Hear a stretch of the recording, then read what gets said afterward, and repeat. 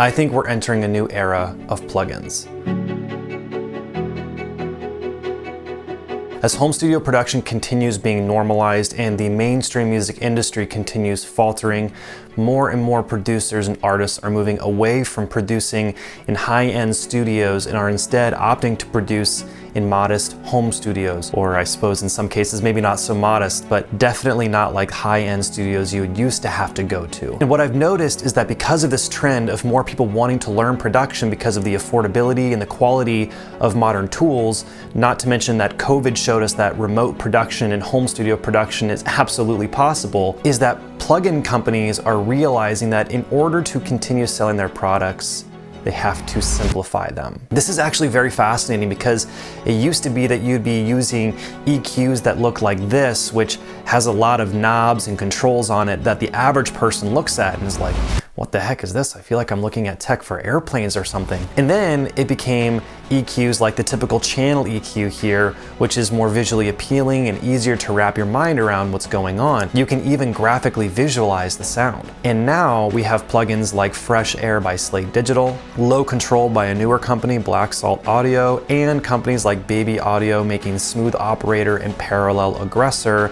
and numerous other plugins that are opting for extremely easy to use interfaces with 1, 2, or maybe only a few controls or buttons total. But yet, they're incredibly powerful tools and they can radically change the sound. So why is this happening? I want to give you my theory. I could be wrong. It could be something totally different. I'd be curious to know what you think, so definitely comment your thoughts when you're finished with the video. But I believe that companies are realizing that we are in a new era in the world of music production. In the conversations I have with companies I have relationships with, some of which are the largest brands in the industry, every single one of them saw a boom in sales because of COVID.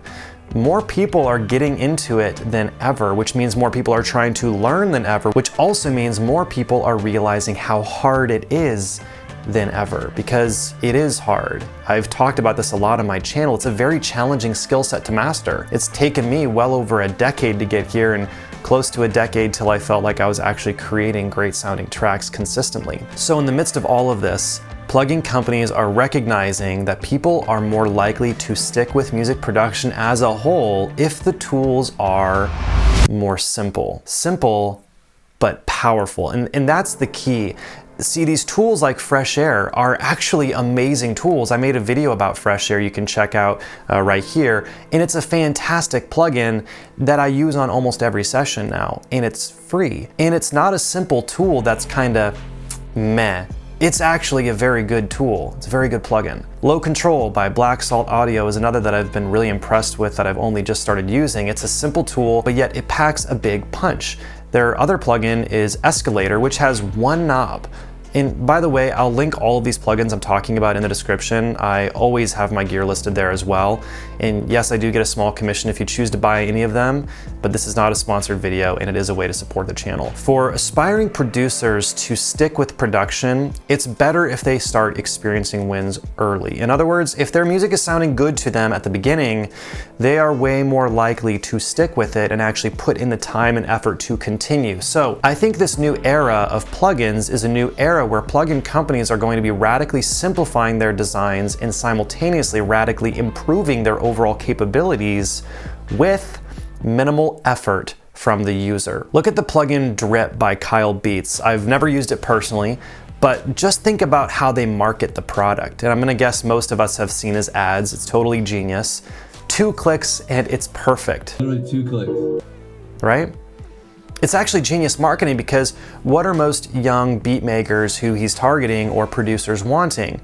They want simple tools that get them big results. Drip does that, and they market it in that way. I mean, seriously, as someone that also runs a digital business, I think it's extremely genius marketing. And I believe more plugin companies are going to be doing this, and some already are, many already are, because I can guarantee you that kind of product coupled with that kind of marketing will sell like hotcakes. Kyle Beats has actually talked about this in one of his podcasts about how Drip made $1 million in 4 months. Those are absolutely insane numbers. That's $250,000 per per month for 4 months. I know for me, plugins that can save me time and also get me great results are actually typically the plugins I will use. I love using the LFO tool, for example, because it's insanely easy to get pulsing effects that would have required sidechaining before. I now don't have to do any routing to get that same effect, and I have more control than I would have with using sidechain.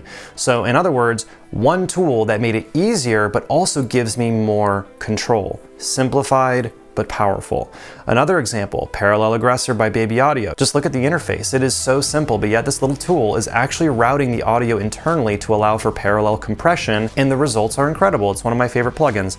In order to do this traditionally, you'd have to create a bus, put a compressor on that bus, then route the audio you want to apply the compression to that compressor, slam it hard with compression, and then mix it into taste, dial in all your settings and all of that. I mean, Parallel Aggressor works by just putting the plugin on the channel or instrument that you want, and then changing your mix knobs and maybe dialing in some simple settings, which you can also solo out to hear what they're doing. That's it, done. The list goes on and on. But on the flip side, not to throw this company under the bus specifically, but let's take plugins like Movement by Output. I want to just say I'm a huge Output fan for their sample libraries. I love the concept of what Movement does, but it's a very challenging plugin to use and know how to manipulate it, especially for anyone that doesn't have a lot of experience with plugins of its nature. For me, I just don't have the kind of time to spend hours learning how to manipulate sound with this one plugin when I have tons of other plugins. Now, Output created a lot of solid presets with the plugin, which is great and definitely makes it more accessible. And I'm not saying I don't use the tool, I use it a lot. But my point here is that I won't actually use Movement in a customizable way because honestly, it's just a very complicated and complex plugin. And I know a lot of people love plugins like this and love the amount of control you can have and the complexity. So again, this is not a knock on Output, but just because a lot of people like that doesn't mean it is anywhere close to the majority. And to be totally frank, the money is where the majority is. We're now living in a crazy time in history where production gear is more affordable and better quality than ever. It's not just the plugins either, it's all gear, even hardware.